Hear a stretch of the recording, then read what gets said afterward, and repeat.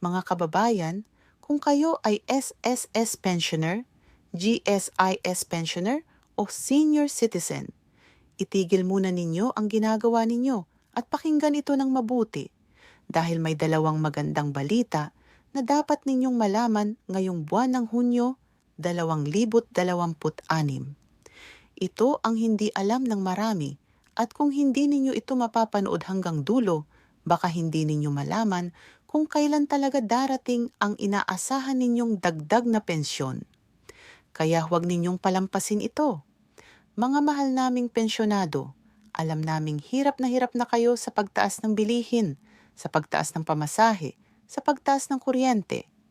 Kaya naman, sa video na ito, ipaliliwanag namin sa inyo ng malinaw at simple ang dalawang magandang balitang ito kasama ang eksaktong petsa kung magkano ang dagdag at paano kayo makakatiyak na hindi kayo madadaya ng mga scammer na kumakalat ngayon. Una sa lahat, ito na ang pinakahihintay nating balita. Ipinahayag ng Social Security System na maagang ipapatupad na ngayong Hunyo 2026 ang ikalawang bahagi ng dagdag na pensyon sa ilalim ng kanilang Pension Reform Program.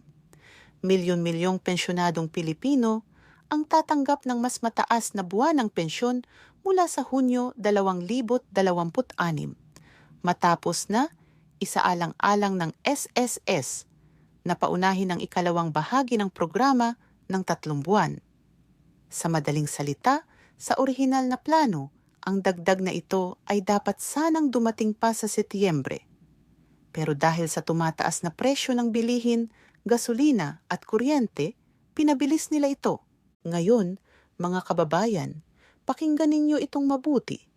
Hindi lahat ay sabay-sabay tatanggap nito. Ang mga pensyonado na may record na bilang pensyonado bago pa man sumapit ang Mayo 31, 2026, ang siyang kwalipikadong tatanggap ng dagdag na pensyon na ito simula Hunyo 1, 2026. Kung kayo ay matagal na pensyonado, ibig sabihin malamang nakasama na kayo sa unang batch na makakatanggap nito ngayong buwan.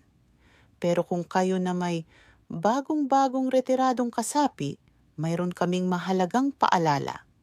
Kung ang petsa ng inyong kontinghensiya, ang petsang naging kwalipikado kayo bilang pensyonado, ay nahuhulog sa pagitan ng Hunyo 1 hanggang Agosto 31, 2026, matatanggap din ninyo ang dagdag, ngunit sa Setyembre 1, 2026 pa. Kaya kung bago lang kayong retiradong kasapi at hindi pa ninyo natatanggap ang dagdag ngayong buwan, huwag kayong mag-alala.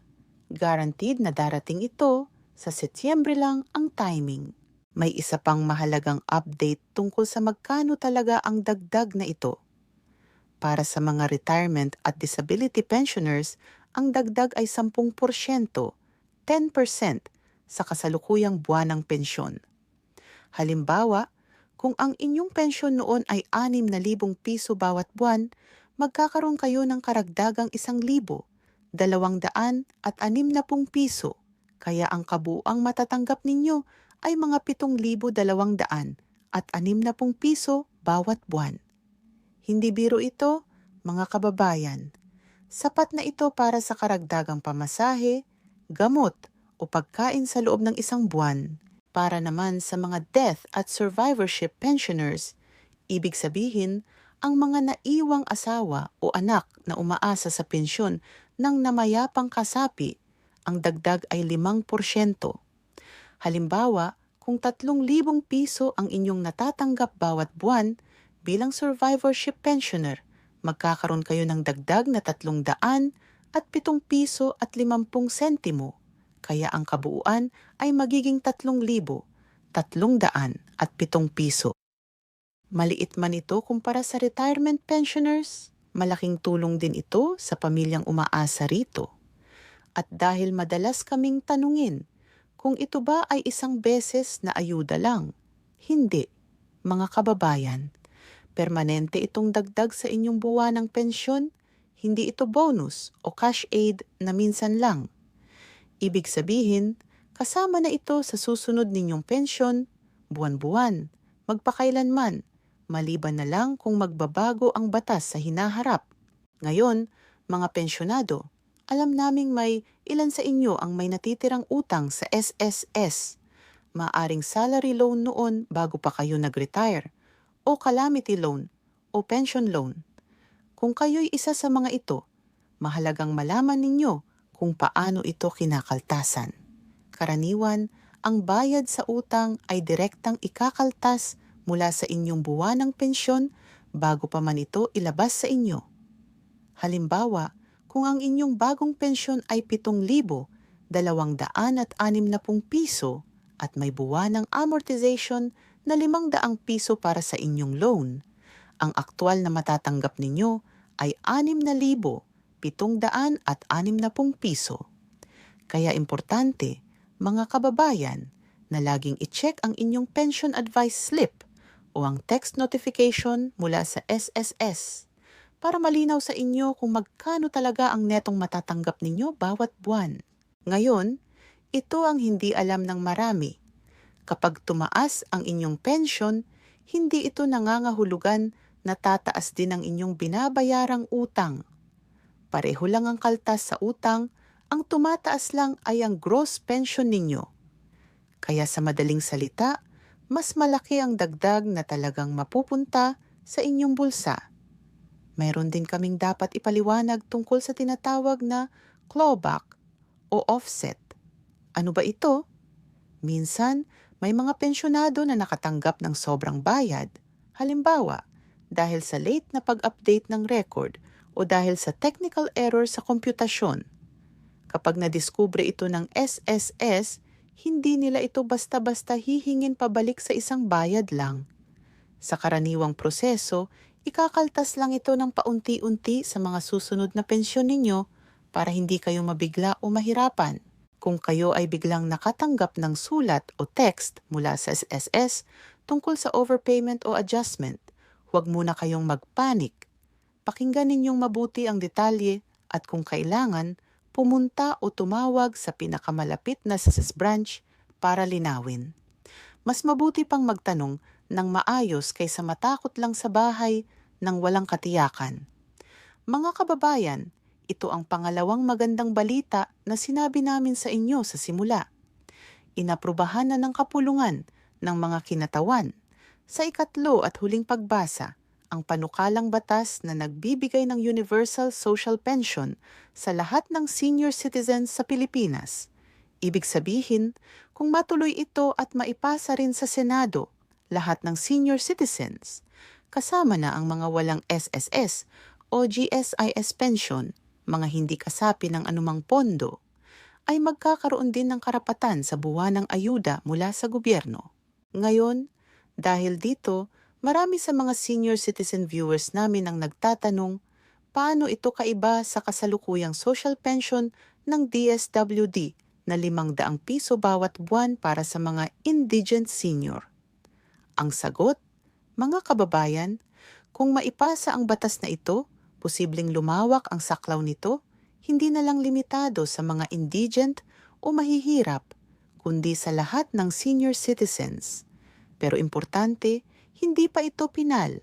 Kailangan pang dumaan sa Senado at pirmahan ng Pangulo bago ito magiging ganap na batas. Kaya ang payo namin, huwag muna kayong magpapadala sa mga maagang pangako na guaranteed na o approved na kung wala pang opisyal na anunsyo mula sa Kongreso o sa Malacanang. Subaybayan lang ninyo kami rito para sa pinakabagong update at ipapaalam namin agad sa inyo kung ano ang susunod na hakbang nito. Ngayon, para sa mga GSIS pensioners naman, mga dating empleyado ng gobyerno, mga retiradong guro, sundalo, pulis, at iba pang government workers, alam naming hiwalay ang sistema ninyo sa SSS. Pero may dalawang importanteng paalala kami para sa inyo. Una, huwag ninyong kalilimutan ang Annual Confirmation of Pensioners o ACOP. Ito ang taunang requirement para patunayan na kayo ay buhay at karapat-dapat pa ring tumanggap ng pensyon. Kung makaligtaan ninyo ito, maaaring masuspend muna ang inyong buwanang pensyon hanggat hindi na kumpleto ang requirement. Pangalawa, gamitin ninyo o ipagamit sa inyong anak o apo ang GSIS Pension Alive application. Ito ang mobile app na ginawa ng GSIS para mas madali ang pag-verify, kaya hindi na kayo kailangang pumunta ng personal sa opisina, lalo na kung malayo ang inyong lugar o mahina ang katawan para sa mahabang biyahe. Para sa SSS, karaniwan, ang pensyon ay inililabas sa pagsisimula ng buwan, depende sa inyong last digit ng SSS number o sa inyong napiling paraan ng pagtanggap, bank account, UMID ATM o palit ng cash sa kanilang mga partner na bayad center. Para sa GSIS, ang pensyon ay karaniwang inililabas sa unang araw o unang linggo ng buwan, direkta sa bank account ng pensyonado. Mahalagang malaman ninyo na ang dagdag na pensyon na pinag-uusapan natin ngayon, dahil ito ay automatic na sasama sa inyong susunod na regular na release, hindi na kailangan ng hiwalay na aplikasyon. Walang kailangang pumunta sa opisina, walang kailangang mag-text ng anumang code, walang kailangang magbayad ng kahit piso para makuha ito. At ito mismo ang gusto naming bigyang diin sa inyo, mga kababayan. Pakinggan ninyo itong mabuti. Dahil sa balitang ito tungkol sa dagdag na pensyon, tiyak na may mga manloloko na gagamit nito para linlangin kayo. Maaaring tumawag sila, magpapanggap silang opisyal ng SSS o GSIS at sasabihing kailangan ninyong magbayad muna ng processing fee para makuha ang inyong dagdag na pensyon. Huwag kayong maniniwala. Kailanman, hindi hihingi ng pera ang SSS o GSIS para lang ma-release ang inyong sariling pensyon. Mag-ingat din kayo sa mga link na ipapadala sa Facebook Messenger o text message na nanghihingi ng inyong personal na impormasyon tulad ng SSS number, birth date, o bank account details. Kung hindi kayo sigurado, huwag kayong mag-click. Mas mabuti, tumawag o pumunta ng personal sa opisyal na SSS o GSIS branch para kumpirmahin. Mga minamahal naming pensyonado, narito ang ilang simpleng payo para sa inyo. Una, itago ninyo ang inyong pension booklet o ATM card sa ligtas na lugar at huwag ipahiram kahit kanino, kahit pa sabihin kamag-anak lang ito.